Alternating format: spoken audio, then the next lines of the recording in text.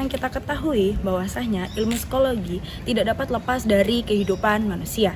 Psikologi sendiri merupakan ilmu yang mempelajari tentang kejiwaan, bagaimana gejala macam-macamnya, prosesnya maupun latar belakangnya. Kejiwaan seseorang sangat mempengaruhi seseorang itu dalam bersikap, bergaul, maupun mengambil keputusannya. Maka dari itu, kita harus mengetahui lebih dalam apa itu psikologi, agar kita dapat mengatur maupun mengontrol diri kita sendiri, agar menjadi manusia yang ideal. Ilmu psikologi sendiri mempunyai beberapa cabang ilmu, di antaranya ialah psikologi sosial, di mana psikologi sosial merupakan perkembangan ilmu pengetahuan yang baru dari ilmu pengetahuan psikologi pada umumnya. Bicara mengenai psikologi sosial sendiri mempelajari mengenai kegiatan-kegiatan manusia dalam situasi sosial. Setiap individu pasti memiliki karakter yang berbeda antara satu dengan yang lainnya. Dari perbedaan itu, manusia tidak dapat hidup sendiri, melainkan membutuhkan orang lain. Maka dari itu, manusia disebut sebagai makhluk sosial. Ngomong-ngomong sebagai makhluk sosial, kita harus dapat bisa mampu beradaptasi, mengerti, ataupun memahami maksud dan dari perbuatan orang lain terhadap kita. Maka dari itu, dibutuhkannya sebuah persepsi sosial. Bicara mengenai persepsi sosial, selanjutnya di sini kami akan menjelaskan lebih dalam mengenai apa itu persepsi sosial, di mana persepsi sosial terdapat teori-teori atribusi, pembentukan kesan maupun manajemen kesan. Jadi jangan lupa buat nonton sampai habis videonya. Bye. Persepsi adalah suatu proses interpretasi terhadap suatu stimulasi yang diterima melalui panca indera. Jadi, proses itu adanya objek yang diterima melalui panca indera kita, baik itu pengecapan, penglihatan, pendengaran, perasa, peraba yang diteruskan ke otak kita. Proses persepsi sendiri ada 4. Yang pertama, adanya stimulasi atau objek. Yang kedua, perhatian terhadap stimulus atau objek. Yang ketiga, panca indera. Dan yang keempat, syaraf sensoris. Persepsi tiap orang akan berbeda karena setiap orang memiliki sudut pandang yang berbeda terhadap objek. Faktor yang mempengaruhi persepsi ada 2, yang pertama faktor internal dan yang kedua faktor eksternal. Faktor internal sendiri dipengaruhi oleh dalam diri kita sendiri, contohnya sikap, dan faktor eksternal dipengaruhi oleh lingkungan di sekitar kita, contohnya situasi lingkungan dan juga informasi yang diperoleh. Apa kalian pernah mendengar sebelumnya apa itu atribusi? Menurut Baron and Birney, atribusi adalah proses yang kita lakukan untuk mencari penyebab dari perilaku orang lain sehingga mendapatkan pengetahuan mengenai karakteristik stabil dari orang tersebut. Tujuan dari atribusi yaitu proses atribusi yang dipelajari secara alami dan mempunyai tujuan untuk menjelaskan tindakan-tindakannya sendiri, serta berusaha untuk mengandalkan tindakan-tindakan orang lain yang mempunyai hubungan interpersonal dekat dengan dirinya. Berikut ini akan kami tampilkan contoh video atribusi.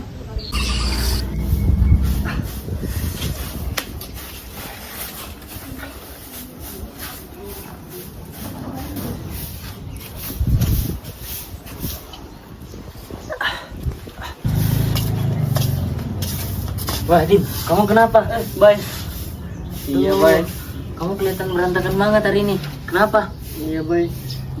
Lagi banyak masalah nih. Anjing alarm.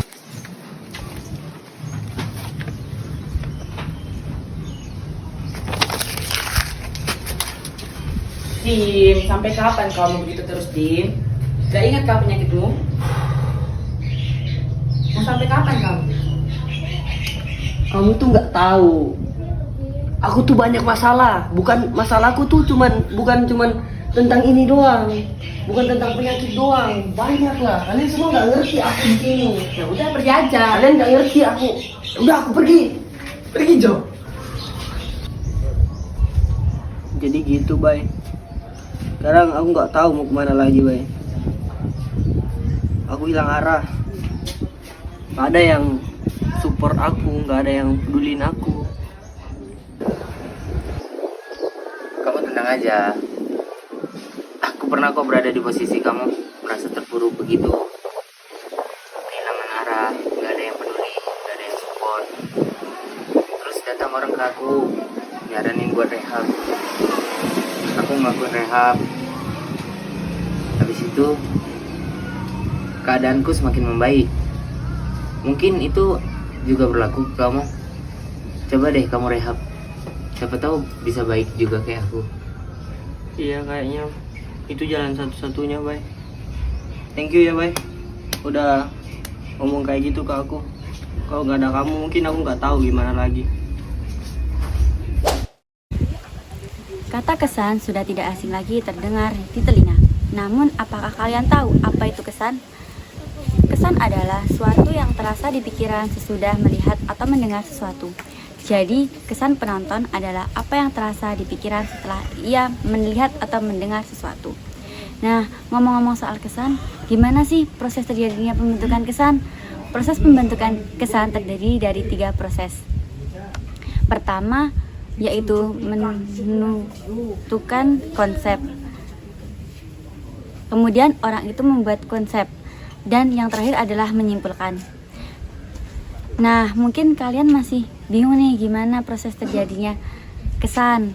Maka saya akan menayangkan gambaran tentang proses terjadinya kesan. Jadi bisa disimak dengan baik ya teman-teman. Aku tak sempurna, tak perlu sempurna. Akan kurayakan apa adanya.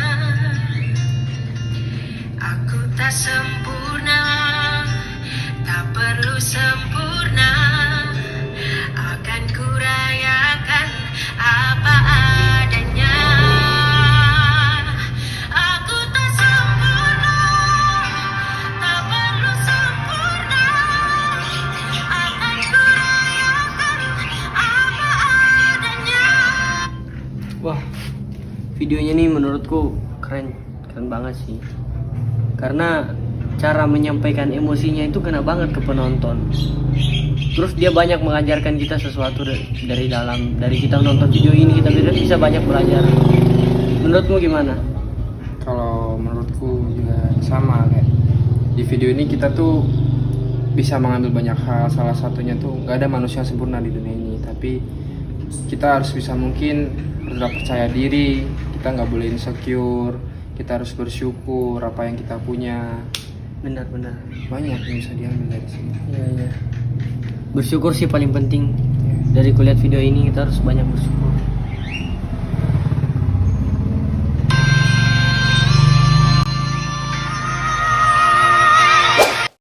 Apakah kalian tahu bahwa kita sebagai makhluk sosial dalam kehidupannya harus berkomunikasi? Artinya, manusia memerlukan orang lain untuk berinteraksi. Saat berinteraksi, manusia memiliki keinginan untuk membangun citra diri atau kesan positif terhadap orang lain atau biasa disebut dengan manajemen kesan atau impression management. Membangun citra diri terhadap orang lain biasanya bertujuan untuk menambah daya tarik pada orang lain sehingga membuat orang yang dituju merasa nyaman. Yang sering kita lakukan sebagai manusia untuk membangun citra diri adalah saat bertemu dengan orang lain, kita cenderung menciptakan kesan yang menyenangkan terhadap orang lain dan positif. Contohnya seperti saat melakukan wawancara saat melamar pekerjaan. Berikut kami akan menayangkan video contoh dari manajemen impression atau manajemen kesan. Permisi Bu, selamat pagi. Perkenalkan, nama saya Via yang kemarin mau melamar pekerjaan di perusahaan ini. Baik, Via, terima kasih telah datang ke perusahaan saya untuk melakukan interview di perusahaan ini. Bisa saya lihat persyaratannya? Ini untuk persyaratannya. Oke, saya ada beberapa pertanyaan dan tolong kamu jawab dengan sejujur-jujurnya. Bisa kamu jelaskan apa kelebihan dan kekurangan kamu? Baik, di sini saya akan menjelaskan beberapa kelebihan dan kekurangan saya. Kelebihan saya, menurut saya adalah orang yang sangat disiplin, saya cukup bertanggung jawab, dan saya mudah bersosialisasi dengan orang lain. Sebelumnya, saya juga mengikuti beberapa organisasi-organisasi. Kekurangan saya, karena saya sangat produktif, maka saya rasa saya memiliki waktu yang sedikit untuk keluarga. Apa saja organisasi yang telah kamu ikuti? Ada banyak organisasi yang telah saya ikuti. Salah satunya adalah Kampus Merdeka, menjadi salah satu organisasi yang saya tekuni. Baiklah, saya sudahi interview pada hari ini dan terima kasih Anda telah datang ke perusahaan saya untuk melakukan interview. Baik Bu, terima kasih ya. Iya, sampai.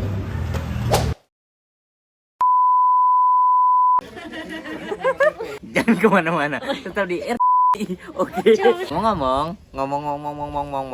Halo guys. Kirain masih foto. Video. Dah, guys. See you. Bye.